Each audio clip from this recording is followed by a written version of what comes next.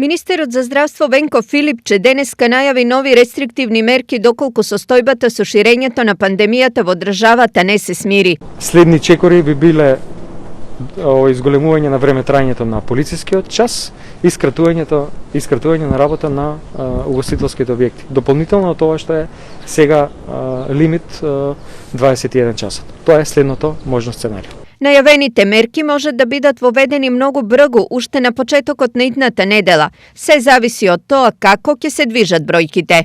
Заклучокот и ставот е дека нова евалуација и проценка ќе правиме на почетокот на следната недела.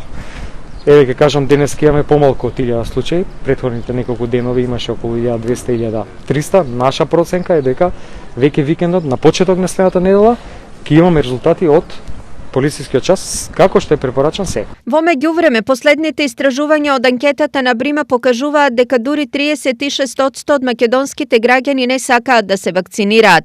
Оние кои имаат интерес за вакцинација ја бараат вакцината на компанијата Pfizer, откако неколку европски земји ја стопираа вакцинацијата со AstraZeneca.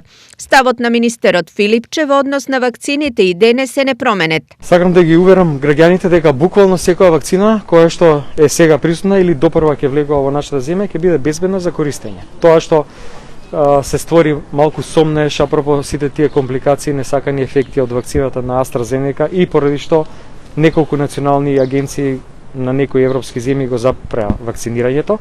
Вчера дефинитивно